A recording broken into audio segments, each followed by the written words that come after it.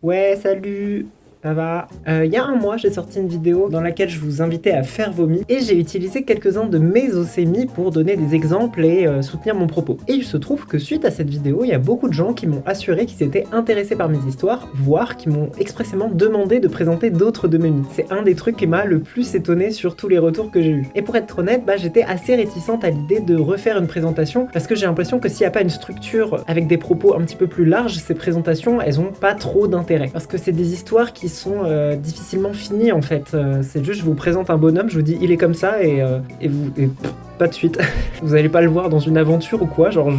Il est comme ça, voilà, et croyez-moi sur parole. Mais bon, là on est quasi à un mois de la sortie de Tomodachi Life, une vie de rêve, et ça sera l'occasion pour moi de reset tout mon lore de mythes. C'est peut-être la dernière occasion de présenter les mythes de cet univers actuel et de cette toile de personnages que j'ai créé depuis 2021. Donc aujourd'hui je vous propose vraiment une toute petite vidéo, très légère, très détente, une vraie safe place. Autant pour vous que pour moi, vous apprêtez vraiment à voir l'équivalent d'un enfant qui vous montre ses jouets et qui vous raconte ses aventures mal écrites. Hein. On est tous d'accord sur ce point? D'autant plus que, pour être honnête, j'ai un peu la flemme de revenir en full détail sur l'entièreté de mes choix, et surtout parce que c'est des choix très mal archivés, et c'est justement pour ça que j'entame un nouvel univers, pour pouvoir faire un meilleur archivage de mes choix et que la prochaine fois que je vous présente des mythes, ils puissent être plus vite, plus intéressants. Cette vidéo est donc une annexe à ma vidéo Fête des mythes, où j'y introduis déjà certains de mes mythes préférés de cet univers, Gigi Dragon, Mauricio, Nour, Ok Kong, Zara, Alvit, Linguez, et donc je vous invite à avoir déjà vu les passages qui sont consacrés dans ma vidéo précédente. Si vous voulez, je vous ai mis un lien vers la vidéo originelle avec les timecodes sur ces mythes précis si jamais ça vous intéresse.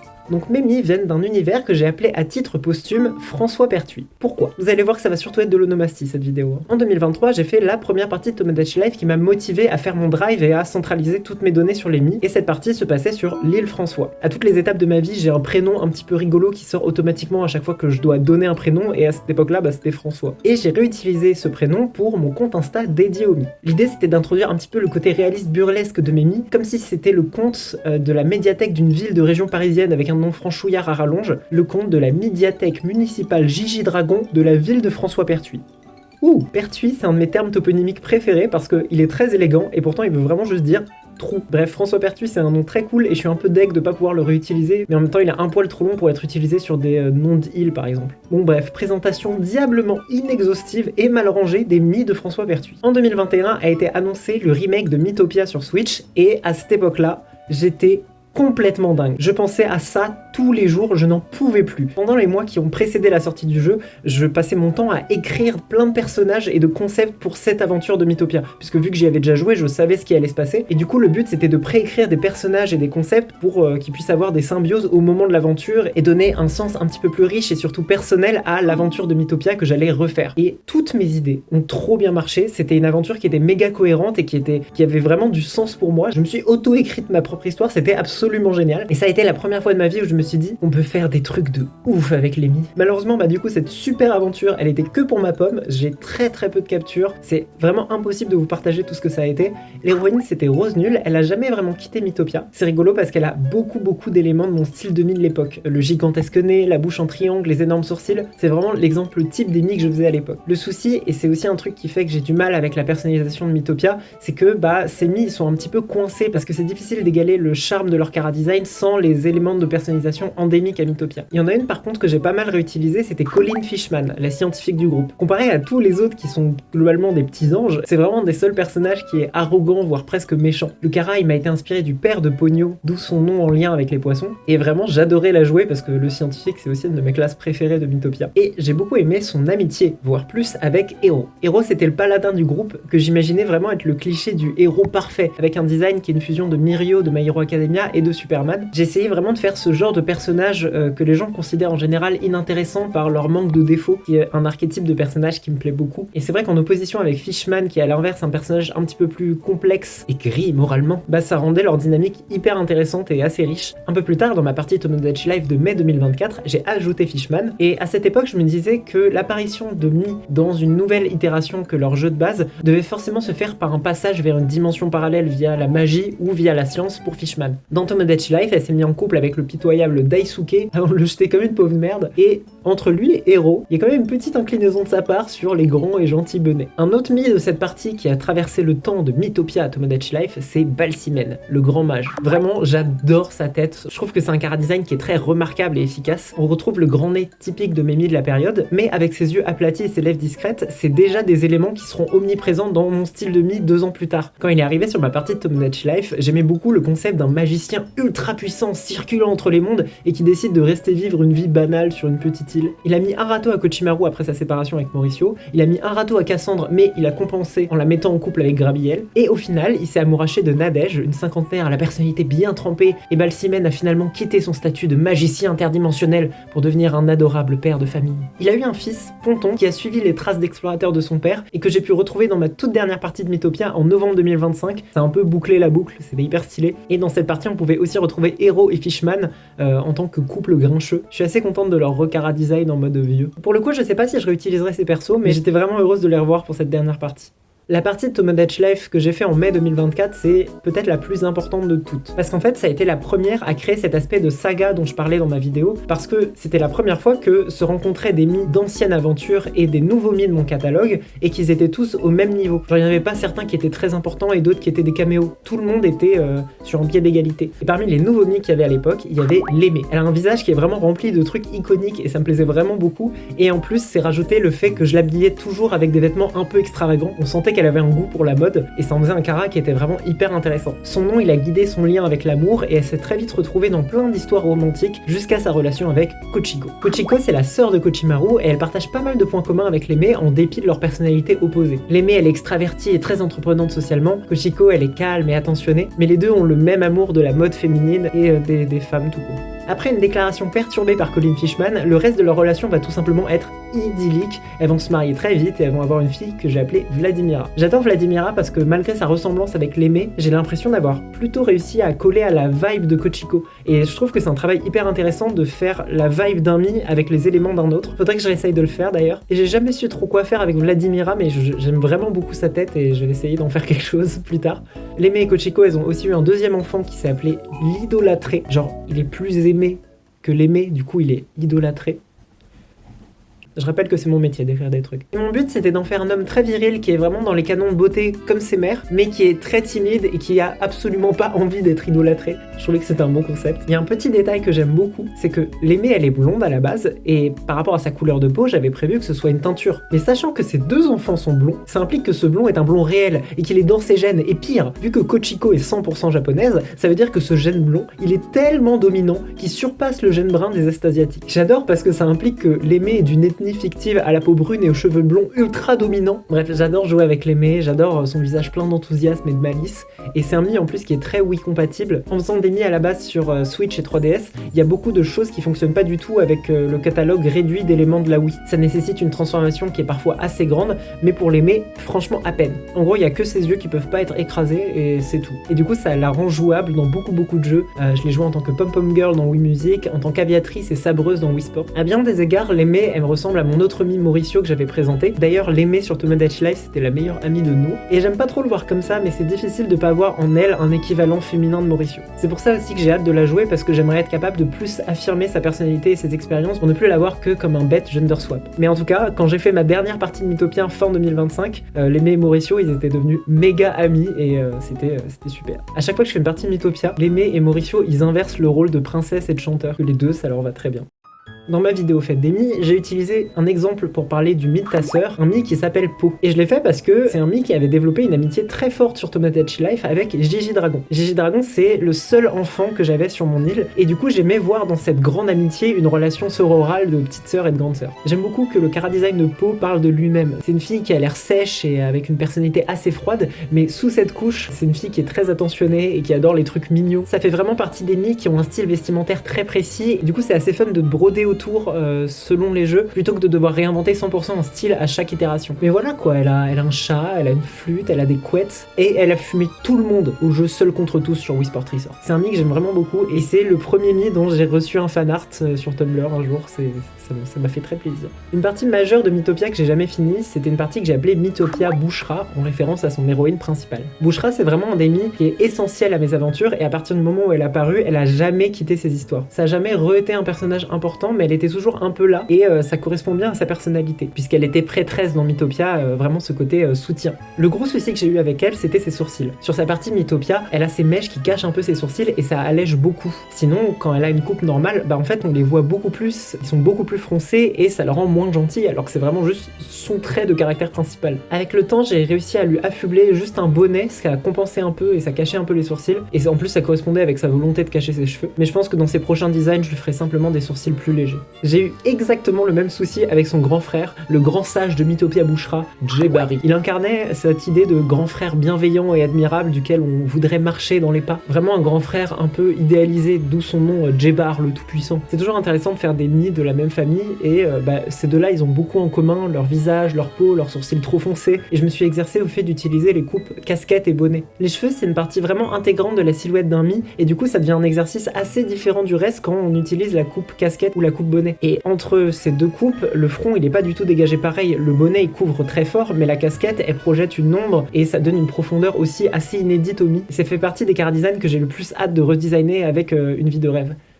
Ensuite mes rois, Dorian et Pleutrel. C'est impossible de pas parler d'eux en tant que duo. À la base, je les ai vraiment juste créés en utilisant la fonctionnalité de Mi générée aléatoirement. C'est une fonctionnalité qui est hyper intéressante qu'on peut trouver sur la Switch. Elle a un fonctionnement qui est assez précis et vous pouvez voir que c'est assez facile de deviner un Mi qui vient de ce truc là. C'est vraiment pour créer des brouillons de Mi et je trouve ça hyper chouette. Parce que c'est des Mi qui sont un peu fades, un peu simples pour que tu puisses créer ce que tu veux autour. Et voilà, les deux ils ont été créés à la suite sans vraiment plus de liens que ça. Dorian elle avait un truc qui était vraiment un peu effrayant dans le regard. À la fois très stable mentalement, mais en même temps parfaitement à l'aise avec sa folie. Cette idée que sa veste est blanche, pas parce qu'elle n'a pas péché, mais simplement parce qu'elle a su effacer les traces de ses crimes. Et Pleutrel, il a une coupe de gueux du Moyen-Âge, une coupe au bol, des yeux abîmés par le soleil, le visage rougi par le labeur, une imberbité notoire et un menton bien franc. À force de les voir à côté, je voyais en eux un duo assez efficace. Ils ont une vibe de partner in crime qui est très identifiable. Genre, les deux, ils sont trop propres, trop souriants pour pas être au moins un petit peu dérangés. Ils sont passés rapidement sur ma partie de Tomodachi Life de mai 2024, mais c'est surtout dans ma dernière partie de Miitopia qu'ils se sont illustrés. Dorian en tant que voleuse discrète et assassine,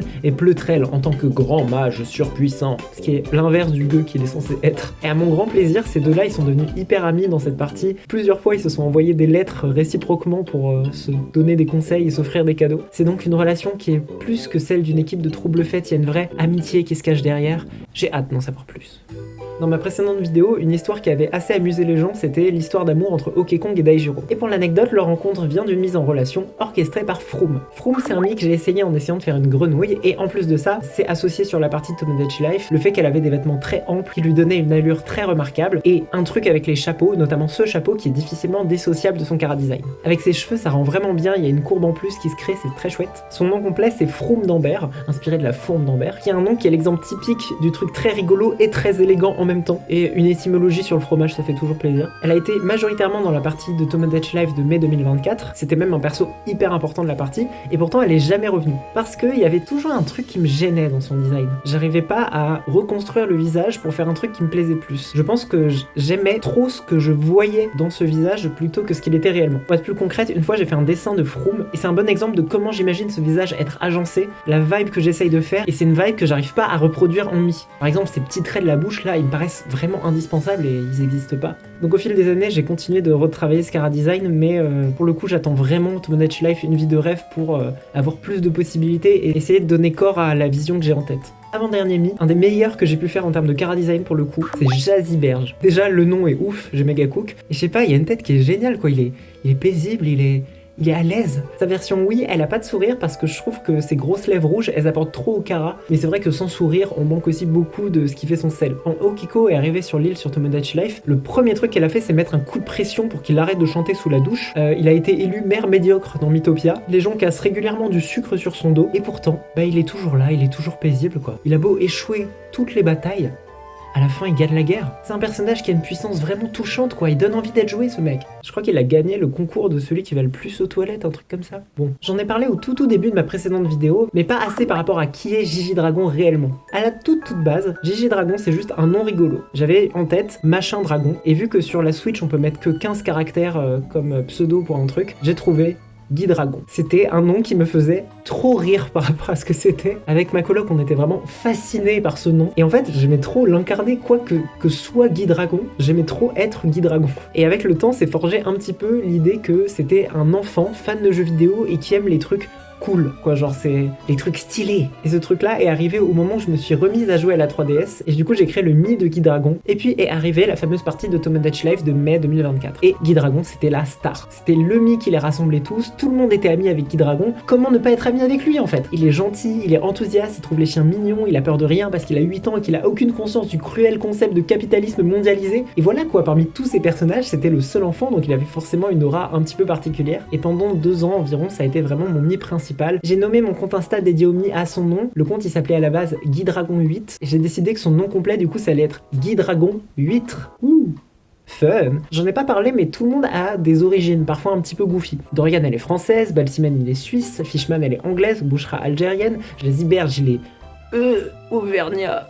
Pour Guy Dragon j'ai pété un boulard, son côté dragon il est allemand et son côté huître il est malgache, voilà. Cette vidéo est dédiée à tous les germano-malgaches de ma communauté et je sais qu'ils sont nombreux. Cet univers, c'est aussi un peu le vôtre, je l'ai fait pour vous tout ça. À un moment, j'ai décidé de changer le genre de Guy Dragon. C'était un personnage qui était globalement assez androgyne en fait, je me posais pas la question, c'était rien d'autre qu'un enfant qui joue aux jeux vidéo. Et je pense que si on avait demandé à Guy Dragon son genre, elle aurait répondu Dragon. Mais le temps passait et ça m'arrivait de l'imaginer en tant qu'adolescent et j'imaginais plus que c'était une fille qu'un mec quoi, c'est pas plus compliqué que ça. Et ça aurait pu être un changement assez discret s'il y avait pas un problème simple. Changer de genre, ça impliquait de perdre le prénom Guy Dragon, le nom parfait, le nom idéal. J'allais devoir l'abandonner. Et ça a été une longue épreuve onomastique pour essayer de trouver une version féminine, parce que les exigences c'était un nom en 3 lettres, qui commence par G, qui a une vibe un peu franchouillarde. Autant vous dire que ça existe pas en fait. J'ai opté pour Gigi, parce que c'était un nom qui était rigolo et mignon. Et j'imaginais qu'elle s'appelait Giselle, donc un peu franchouillard, et que en plus la version allemande pouvait se prononcer Gisela, donc Guy Dragon. Ah. Et Gigi, ça fait un peu Gigi, comme Good Game, donc ref aux jeux vidéo, et en l'écrivant GG. Je pouvais compenser le fait que c'était un nom en 4 lettres. C'est clairement du bricolage, je suis d'accord avec vous, mais c'est mieux que rien. Et puis les années ont passé, je l'ai joué dans Wii Sport, dans Wii Music, dans Miitomo, et je me suis petit à petit mise à utiliser d'autres Mi. Est venue ma toute dernière partie de Miitopia en novembre 2025, et je me suis dit que ça serait la dernière partie de Gigi en tant que personnage principal. Elle aurait été une chevaleresse trop cool, une diablotine surexcitée, un tank super puissant. Et au final, elle a réussi cette aventure avec tous les amis faits en chemin. Les vieux Lémé, Mauricio, Zara, les nouveaux Dorian, Pleutrel, Patty. Et je sais qu'un des premiers Mi que je ferai dans Tomodachi Life, une vie de rêve, ça sera enfin la version adulte de cette petite fille qui m'a accompagnée si longtemps. Les Mi de François Pertuis, à bien des égards, c'était les amis d'enfance de Gigi Dragon, et je trouve que ça marque assez bien ce changement d'univers que de la faire grandir pour cette nouvelle version. Voilà, j'ai fait le tour des Mi sur lesquels j'avais beaucoup à dire. En racontant tout ça, je me hais du plus haut point de pas avoir plus d'éléments pour raconter ça de manière plus claire, et je n'attends que de commencer ce prochain univers pour mieux le construire. Je parle d'univers quand je parle des Mi comme ça parce que ça implique des interactions entre différents Mi dans différents contextes. Et ce qui a manqué à cet univers-là en l'occurrence, c'est un point central. Au-delà du drive qui centralisait toutes les screenshots, il n'y avait pas une partie qui faisait office de canon principal. Chaque nouveau jeu, je devais réinventer une diégèse parallèle et aucune n'était vraiment prédominante sur les autres. Ça manquait de stabilité du coup. L'intérêt que je trouve dans Tomodachi Life, une vie de rêve, c'est d'être ce point central duquel partiront toutes mes futures petites histoires. Et en vrai, même si c'est pas Tomodachi Life, une vie de rêve, ça pourrait simplement être cette chaîne YouTube, le point central. Bref, je divague. J'espère que mes petits personnages vous auront plu, parce que de toute manière, ils évolueront plus jamais après cette vidéo. Évidemment, je vais en réutiliser la plupart pour mes futures aventures, mais l'idée c'est que aucune des histoires que j'ai présentées ici ne sera canon dans le prochain univers. Tout est susceptible de changer, genre l'inclinaison des sourcils de Mauricio. Non! Voilà fini cette bien piètre vidéo qui est un peu un essai de comment je pourrais me mettre à raconter mes futures histoires de Mi. Vos retours m'intéressent si vous avez trouvé que ça manquait de structure ou tout ça. Si jamais il y a 2 personnes qui m'ont demandé sous ma vidéo, si vous avez envie de réutiliser mes Mi dans vos aventures, n'hésitez pas, juste prévenez-moi, n'hésitez pas à m'envoyer des petits screens de ce que font mes Mi dans vos aventures. Voilà quoi, n'hésitez pas à me partager vos Mi, à partager vos Mi sur les réseaux. J'ai vraiment pu suivre ce que beaucoup d'entre vous avaient fait depuis ma vidéo et vraiment ça m'a fait, vous pourrez pas vous rendre compte à quel point ça m'a fait plaisir. C'était trop bien. J'arrive pas à répondre à tout, mais j'adore tout, vraiment j'adore. J'avoue que je sais pas quelle est la meilleure plateforme pour partager des mis. Mes recommandations, si vous voulez le faire à l'écrit, ça serait Tumblr. Vous pouvez un peu structurer le texte et les screenshots, c'est un petit peu sympa. Mais pour être très franche, s'il y a des gens qui sont motivés à faire des vidéos sur YouTube où ils parlent de mi, ça serait exceptionnel. Mais n'hésitez pas à partager si vous avez trouvé des alternatives, genre un Discord ou quelque chose comme ça. Bref, à la prochaine. Je prépare une vidéo qui n'a rien à voir avec les mi, j'espère que ça vous intéressera. Et sinon, à bientôt pour Tom Dutch Life, en vrai, c'est dans un mois, hein. Ça va arriver vite. Salut!